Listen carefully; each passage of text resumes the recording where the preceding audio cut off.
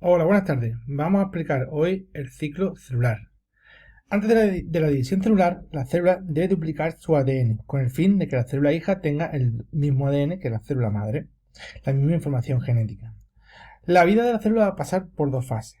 Una división celular que vemos aquí en este queso, en esta fase, y una interfase que ocuparía el resto del círculo. Este círculo viene a representar lo que es la vida celular.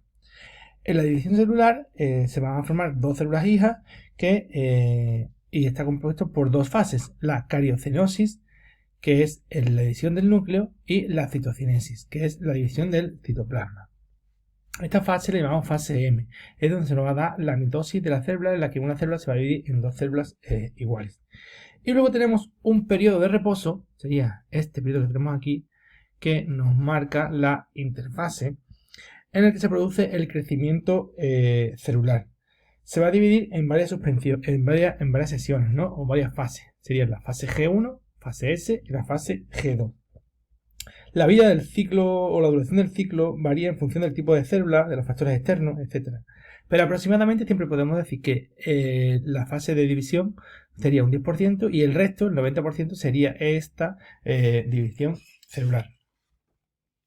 Bien, empezamos por la fase G1. Es la fase en la que el ADN se encuentra en su estado natural y se va a producir el crecimiento y la duplicación de orgánulos que vamos a necesitar cuando las células se dividan.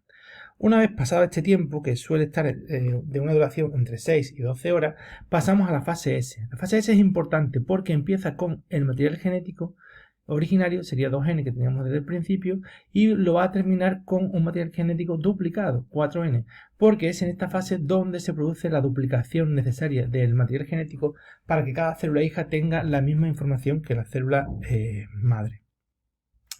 En la siguiente fase sería ya la fase G2, ya tenemos el material duplicado, lo hemos visto aquí, tenemos duplicados los orgánulos, pero hay que duplicar los centriolos, que serían los encargados de establecer luego el uso acromático para que podamos llevar a cabo la mitosis, ¿no? O la meiosis en su caso. También aquí se van a sintetizar las proteínas necesarias para hacer la mitosis, sería el último paso. La última fase. Dijimos que la primera fase dura entre 6 y 12 horas, la fase S vamos a tener una duración entre 6 a 8 horas y la fase G pues en torno a unas 4 horas.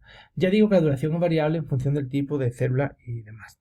Bien, habéis visto que en esta interfase, en la primera fase G1, he pintado aquí una zona aparte que se denomina fase G0 o quiescencia. Esta quiescencia o fase 0 es la fase en la que entran unas células que van a permanecer en un estado de reposo siempre, ¿vale? Por ejemplo, las neuronas. No sé si lo habéis pensado alguna vez, pero las neuronas no se parecen tanto a la célula que tenemos en la mente, sino que es una célula muy, muy especializada y permanece desde su nacimiento en esta fase hasta que muere. Esta célula nunca se reproduce, ¿de acuerdo? Bueno, pues junto con este mini gráfico y esta explicación del ciclo celular, os quería proponer una actividad. Yo me voy a encontrar una gráfica que me va a representar el tiempo, 1, 2, 3, 4, 5 horas, periodo, va un periodo de tiempo. Y luego una en eje vertical que me habla 20, 40, 60, 80, 100 de contenido de ADN por célula. ¿Vale? Entonces yo veo, si yo tengo aquí un periodo en el que tenemos una cantidad de ADN, sería 50, ¿vale?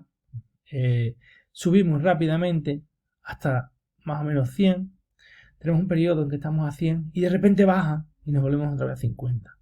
¿Cómo podemos interpretar esta gráfica? Pues bien, esta gráfica va a representar lo que sería una mitosis, ¿vale? Tendríamos una fase G0 en el que la célula está creciendo, ¿vale? Pasa el tiempo y el material genético es el mismo que tenemos aquí, material genético 2N. Llega una fase de duplicación del ADN que empieza con un material 2N y acaba con un material 4N. Lo que hacemos es duplicar el material genético.